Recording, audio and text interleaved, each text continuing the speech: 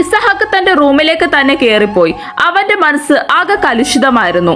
ഇതെന്ത് കണ്ടിട്ടാണ് അപ്പനും അമ്മയും കൂടി എന്നെക്കാൾ എത്ര ചെറുതാണ് ആ പെണ്ണ്, എന്നിട്ടും എന്നെ എന്തിനാണ് എല്ലാരും കൂടി ഇങ്ങനെ നിർബന്ധിക്കുന്നത്?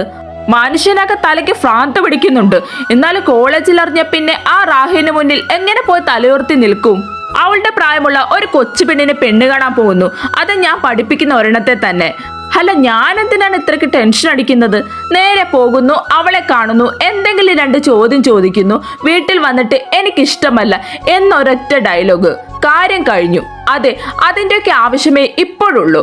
വെറുതെ മനുഷ്യന്റെ സമയം കളയാൻ വേണ്ടി ഒരു പെണ്ണ് കാണലും കോപ്പും കൊണ്ടുവന്നിരിക്കുന്നു. കൂളിസാ കൂൾ, ഇതൊന്നും നിന്നെ ബാധിക്കുന്ന കാര്യമേ അല്ല. നീ ഇപ്പോൾ ചെയ്യേണ്ടത് നിന്റെ മുൻപിലുള്ള പ്രശ്നം സോൾവ് ചെയ്യുകയാണ്. അല്ലാതെ ഇത്തിരി പോന്ന ആ പെണ്ണിന്റെ കാര്യം ആലോചിച്ച് സമയം എന്തിനാണ് വെറുതെ കളയുന്നത്? അവൻ മേശക്കരികിലുള്ള കസേര വലിച്ചിട്ട് അവിടെ ഇരുന്നു. പിന്നെ പതുക്കെ തന്റെ കയ്യിലുണ്ടായിരുന്ന ഡയറി ഓപ്പൺ ചെയ്തു. അതൊരു ജേണൽ ആയിരുന്നു. അവളുടെ ലൈഫിൽ ഇമ്പോർട്ടന്റ് കാര്യങ്ങളെല്ലാം അതിൽ തന്നെ ഉണ്ടായിരുന്നു. അത് മാത്രമല്ല, അവളുടെ കയ്യിൽ കിട്ടുന്ന സകല ആക്രികളും അതിൽ തന്നെ ഒട്ടിച്ച് പെറുക്കി വെച്ചിട്ടുണ്ട്. അതിൽ ആദ്യമുള്ളതൊക്കെ നിഹാൻ അവൾക്ക് സ്നേഹസമ്മാനമായി കൊടുക്കുന്ന ചോക്ലേറ്റുകളുടെ കവറുകളായിരുന്നു. അതുപോലെ ഫ്രണ്ട്സിന്റെ കൂടെ പുറത്തേക്ക് പോകുമ്പോൾ കഴിക്കുന്ന ലേസ്, പുതിയ ഡ്രസ്സ് വാങ്ങുമ്പോൾ കിട്ടുന്ന കവറുകൾ, എല്ലാത്തിന്റെ അറ്റവും മൂലയും എല്ലാം അതിലുണ്ട്. പേജുകൾ മറിച്ചപ്പോൾ ഇസഹാക്കിന്റെ മുഖത്ത് ഒരു ചിരി വിടർന്നു. എന്തെല്ലാമോ കണ്ടെത്തിയ ഒരു കൗശലക്കാരന്റെ ചിരി. അവൻ ആ ജേണലിൽ നിന്ന് ആ പേപ്പർ വലിച്ചെടുത്തു. പിന്നീടുള്ള പേജുകളെല്ലാം അവൻ മറിച്ചു തുടങ്ങി. അതിൽ നിന്ന് അതിന് സമാനമുള്ള കവറുകൾ തന്നെ അവന് കിട്ടി. നീ ഏത് ഇരുട്ടിൽ പോയി ഒളിച്ചാലും നിന്നിലേക്ക് എത്താനുള്ള വഴി ഈ ഇസഹാക്ക് കണ്ടുപിടിച്ച് കഴിഞ്ഞു മോനെ. ആ പേപ്പർ കഷ്ണം കയ്യിൽ പിടിച്ചുകൊണ്ട് ഒരു ക്രൂരമായ ഭാവത്തോടെ അത് പറയുമ്പോഴും അവന്റെ മുഖത്ത് ഒരു ചിരി ഉണ്ടായിരുന്നു. തീർത്തും ഭയം തോന്നുന്ന ഒരു ചിരി.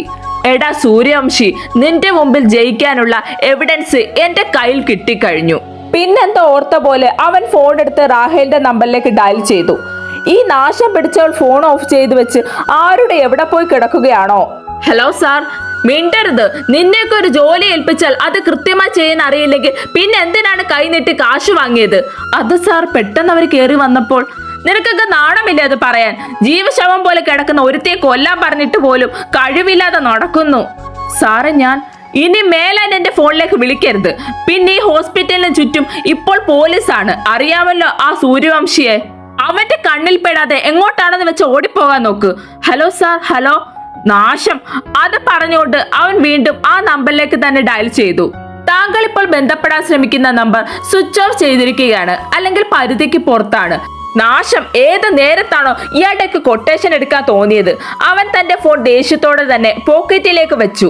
അവിടെ നിന്ന് എങ്ങനെ രക്ഷപ്പെടുമെന്ന് നോക്കിക്കൊണ്ട് അവൻ ആ ഇരുളിൽ നിന്ന് കുറച്ച് നീങ്ങിയപ്പോഴാണ് പുറത്തു നിന്ന് ആരുടെ ശബ്ദം കേൾക്കുന്നത്. അരുൺ, അവൻ ഇവിടെ തന്നെ ഉണ്ടെന്ന് എന്റെ മനസ്സ് പറയുന്നു. അവൻ രക്ഷപ്പെടുന്നതിന് മുമ്പ് തന്നെ നമുക്ക് അവനെ പിടിക്കണം.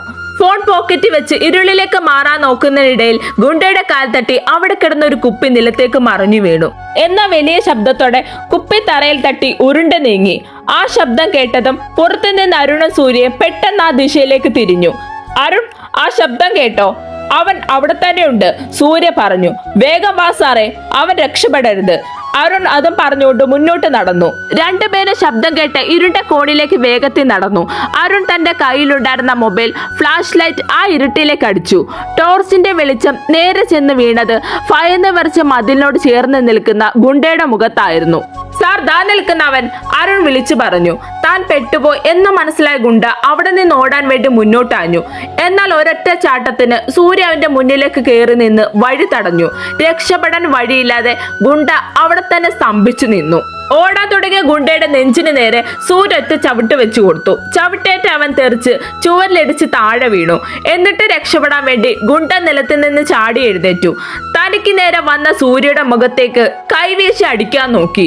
സൂര്യ വേഗത്തിൽ തല ഒതുക്കി. ആ അടി ഒഴിഞ്ഞു മാറി. തൊട്ടടുത്ത നിമിഷം സൂര്യ അവന്റെ കൈത്തണ്ടയിൽ പിടിച്ച് തിരിച്ച് പുറകോട്ട് പൂട്ടി. വേദന കൊണ്ട് ഗുണ്ട പൊളഞ്ഞെങ്കിലും അവൻ തന്റെ അടുത്ത കൈകൊണ്ട് സൂര്യയുടെ നെഞ്ചിൽ കുത്തിപ്പിടിച്ച് സ്വയം മോചിപ്പിക്കാൻ ശ്രമിച്ചു. എന്നാൽ സൂര്യ പിടിവിട്ടില്ല. അവൻ ഗുണ്ടയുടെ കാലിന്റെ പിന്നിലേക്ക് ഒരൊറ്റ ചവിട്ട് കൊടുത്ത് അവനെ നിലത്തേക്ക് മുട്ടുകുത്തിച്ചു. നിലത്ത് വീണ ഗുണ്ടയുടെ കോളർ കുത്തിപ്പിടിച്ച് സൂര്യ അവനെ മുകളിലേക്ക് പൊക്കി ചുവരിലേക്ക് ചേർത്ത് നിർത്തി. എന്നിട്ട് അവന്റെ മുഖത്തേക്ക് ദേഷ്യത്തോടെ നോക്കി. ആരാടാ നിന്നെ വിട്ടത്? ഹോസ്പിറ്റലിൽ കിടക്കുന്നവളെ കൊല്ലാൻ നിനക്ക് കൊട്ടേഷൻ തന്നത് ആരാടാ? ഗുണ്ട വേദന കൊണ്ട് ശ്വാസം കിട്ടാതെ പിടഞ്ഞു. അവന് സംസാരിക്കാൻ പോലും പറ്റാത്ത രീതിയിൽ സൂര്യ അവന്റെ കഴുത്തിൽ പിടിമുറുക്കിയിരുന്നു. 3 മണി കഴിഞ്ഞപ്പോ തന്നെ 2 വണ്ടികളിലായി ജുവാനയുടെ വീട്ടിലേക്ക് തിരിച്ചു കഴിഞ്ഞിരുന്നു എല്ലാരും. എടി കൊച്ചെ, നിന്റെ കയ്യിൽ ഞാൻ തന്ന ആ വളകളുണ്ടല്ലോ അല്ലേ? എന്റെ അപ്പച്ച, അതൊക്കെ ഞാൻ കൃത്യമായി തന്നെ എടുത്തു വെച്ചിട്ടുണ്ട്. അവിടെ ചെല്ലുമ്പോ ഈ ചെറുക്കന്റെ സ്വഭാവം മാറാതിരുന്നാൽ മതിയായിരുന്നു. അതൊന്നും ഓർത്ത് നീ ടെൻഷൻ ആവണ്ട എന്റെ പെണ്ണേ. ജുവാന മോളെ കണ്ടു കഴിഞ്ഞാൽ ആർക്കാണ് ഇഷ്ടപ്പെടാത്തത്? എന്തൊരു ഐശ്വര്യമാണ് ആ കുഞ്ഞിന്റെ മുഖത്ത് തന്നെ. അത് മാത്രമോ, നല്ല കുടുംബക്കാരും. ഇതിന് സമ്മതിക്കും, ഇല്ലെങ്കിൽ നമ്മൾ അവനെ കൊണ്ട് സമ്മതിപ്പിക്കും. പറഞ്ഞു തീർന്ന സമയത്ത് തന്നെ അവർ ജുവാനയുടെ വീട്ടിലെത്തിയിരുന്നു. ഇരുവരെയും കാത്ത് അവരുടെ കുടുംബക്കാർ മുഴുവനും വെളി നിൽപ്പുണ്ടായിരുന്നു. അപ്പനും ആങ്ങളമാരും അവരുടെ ഭാര്യമാരും. അങ്ങനെ ഒരു ഉത്സവത്തിലുള്ള പ്രതീതി തന്നെയായിരുന്നു ആ വീട്ടിൽ. ഞങ്ങൾ താമസിച്ചോ കറിയാച്ച? എന്റെ മൈക്കിൾ, വന്ന കാലം നിൽക്കാതെ അകത്തേക്ക് കയറാൻ നോക്ക്. നമുക്ക് ഇരുന്ന് തന്നെ സംസാരിക്കാം. അങ്ങനെ എല്ലാവരും കൂടി ഹാളിലായിരുന്നു ഇരുന്നത്. ഇസഹാക്കെ, ഞങ്ങൾ 6 പേരും അവളുടെ ആങ്ങളമാരാണ് കേട്ടോ. കേറുമ്പോ തന്നെ അവളുടെ ആങ്ങളമാർ മൊത്തത്തിൽ വന്ന് അവനങ്ങ് പൊതിഞ്ഞു കഴിഞ്ഞിരുന്നു. അവൻ അവരെ എല്ലാം നോക്കി ഒന്ന് ചിരിച്ചെന്ന് വരുത്തി. ഇതുവരെയായിട്ടും അവന് പ്രത്യേകിച്ച് തീരുമാനങ്ങളൊന്നുമില്ല. വീട്ടിൽ ചെന്നിട്ട് ഇഷ്ടമല്ലെന്ന് പറയണം, അതിൽ കൂടുതലൊന്നുമില്ലല്ലോ. ചെക്കന്മാരെ, ആ കൊച്ചിനകത്തേക്കൊന്ന് കേറാനെങ്കിലും സമ്മതിക്കടാ. എന്റെ വല്യപ്പച്ച, കൊച്ചുമാനെ കിട്ടിയപ്പോ നമ്മളെല്ലാം അങ്ങ് മറന്നോ? ജിത്ത് അതും ചോദിച്ചുകൊണ്ട് അകത്തേക്ക് കയറി. ഇനി എന്താ പരിപാടി? വർക്കി മാപ്പിള തന്നെയായിരുന്നു അത് ചോദിച്ചത്. പ്രത്യേകിച്ച് എന്താ, അങ്ങോട്ടും ഇങ്ങോട്ടും എല്ലാം അറിയാവുന്ന 2 കുടുംബക്കാർ. പിന്നെ പ്രത്യേകിച്ചൊന്നും പറയാനും ചോദിക്കാനും ഒന്നുമില്ലല്ലോ. അതുകൊണ്ട് പെൺകൊച്ചിനെ ഇങ്ങോട്ട് വിളിക്കാം. എടി പെൺപിള്ളാരെ, കൊച്ചിനെ കൊണ്ടുപോരെ. അകത്ത് നോക്കി കറിയച്ചൻ അത് വിളിച്ചു പറയേണ്ട താമസം. കുട്ടിപ്പട്ടാളങ്ങളുടെ ചേച്ചിമാരുടെ അകമ്പടിയോടെ നീല നിറത്തിലുള്ള സ്റ്റോൺ വർക്ക് ചെയ്ത ഒരു ഷിഫോൺ സാരി ഉടുത്ത് ജുവാന കയ്യിൽ ചായ നിറച്ച ഒരു ട്രേയുമായി അവരുടെ അടുത്തേക്ക് വന്നു. ജിത്തു ഇതെല്ലാം തന്റെ ഫോണിൽ പകർത്തുന്നുണ്ടായിരുന്നു. കുറച്ചുനാൾ കഴിയുമ്പോൾ ഇതെല്ലാം ഒരു നൊസ്റ്റോളജിയാണ്. അത് പറഞ്ഞുകൊണ്ടാണ് ആശാൻ ഇതെല്ലാം തന്റെ ഫോണിലേക്ക് പകർത്തുന്നത്.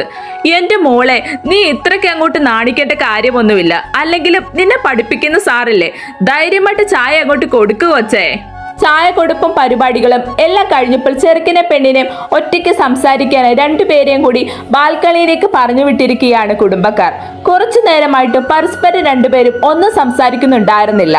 ഇസഹാക്ക് ആണെങ്കിൽ ബാൽക്കണിയുടെ ഭംഗി കാണുന്ന തിരക്കിലാണ്. ജുവാനയാണെങ്കിൽ അവനോട് എങ്ങനെ സംസാരിച്ചു തുടങ്ങണം എന്നറിയാതെ ഒരു നിൽപ്പ്. സർ, 2 കൽപ്പിച്ച് ധൈര്യം സംഭരിച്ച് അവൾ സംസാരിക്കാൻ തുടങ്ങിയ നിമിഷം തന്നെയാണ് അവന്റെ ഫോൺ ബെല്ലടിച്ചത്. 1 മിനിറ്റ്.